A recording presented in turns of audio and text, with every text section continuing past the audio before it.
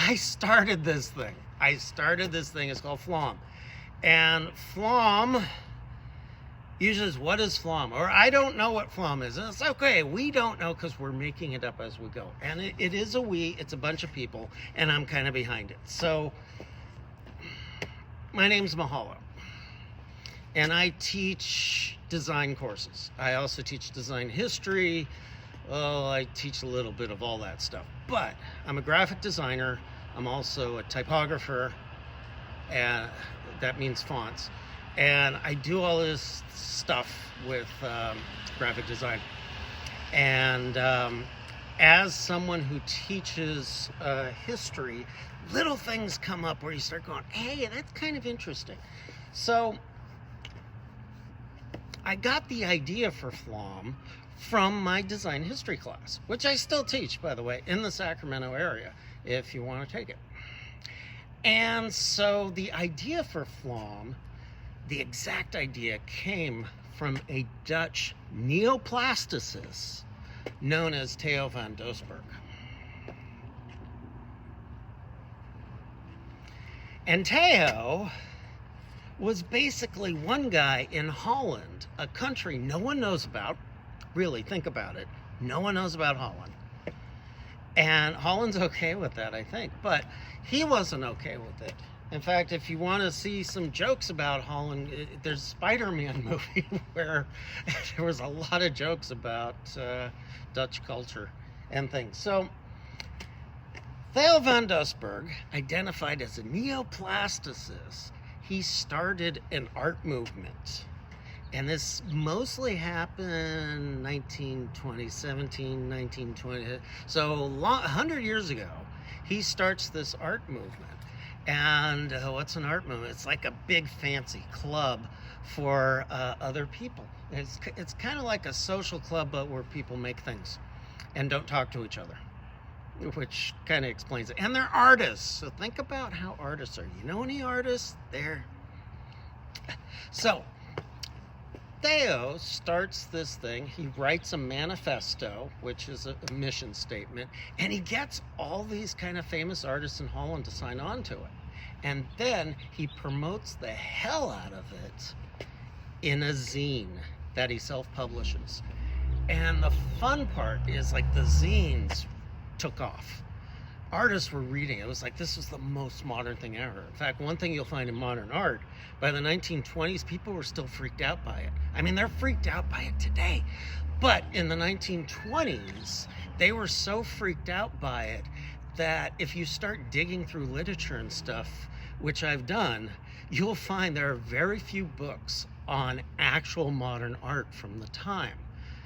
You'll see a lot of stuff about Cezanne, you'll see the Impressionists, water lilies, and you'll see that stuff.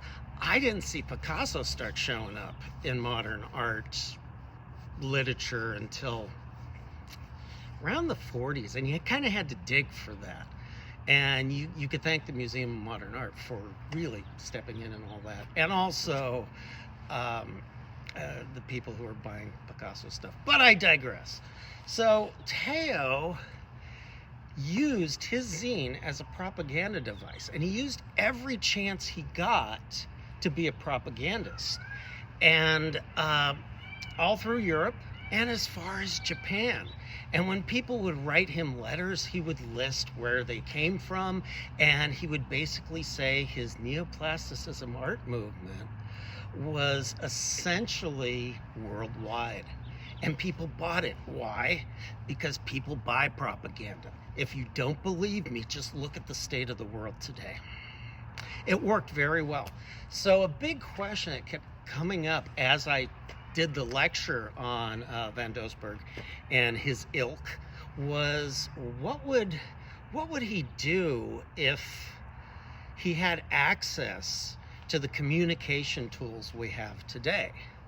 And the obvious answer is nothing, because he's dead. But that question sort of hung in my brain for several years as I would do my lecture. In fact, the first time I thought about it, I paused in class for a very long time. And no one knows why I paused. And it's because the idea for FLOMM as a contemporary modern art movement, based on what he was doing, it's my goal to find out what could be done with communication tools today. So if you think back in history, the historians tend to just kind of raise their nose at his art movement, which became known as de style. But they tend to like one of the artists that was part of the movement, Mondrian.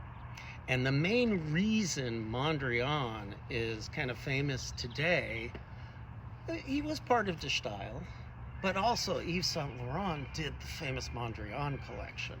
And that just set off a huge boom in the 50s and 60s, and it led to the Partridge Family bus.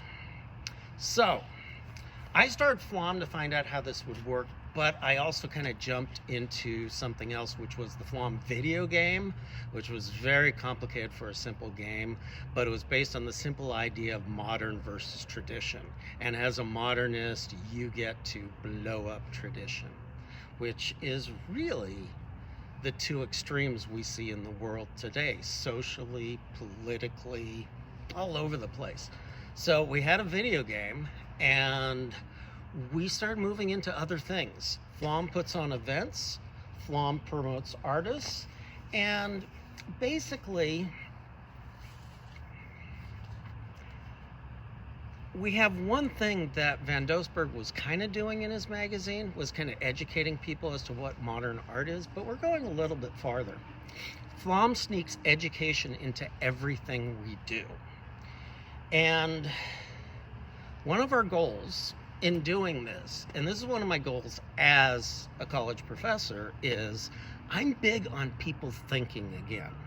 I think individuals are incredible when they use their brain and don't just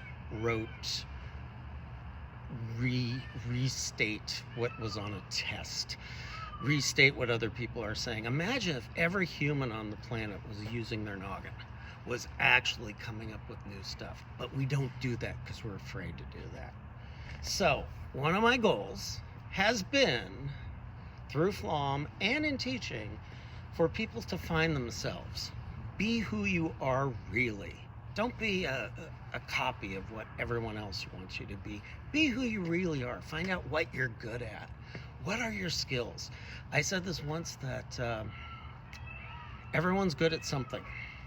And sometimes the something isn't always a good thing, but everyone is good at something. So getting people to discover their innate talents, things that they enjoy doing that they wouldn't know about. That's one thing you learn in college, is maybe your major is not what you're cut out there for. There might be something else entirely. I became a graphic designer. I had no idea that there was a whole field about this. So yes, I also don't believe in tests. I have no tests in my class right now. And don't say that to administrators because they freak out, but everyone is so big on how do I pass the test. In fact, it's actually pretty easy to pass a test without knowing anything. So I actually teach without tests these days. And FLOMM is kind of an extension of what I found works in the classroom. Looking at multiple media. We have blogs. We still have a blog we're using long before Substack existed. We have several writers on there. Some come in, some go. Go find their tongue, take a look at it.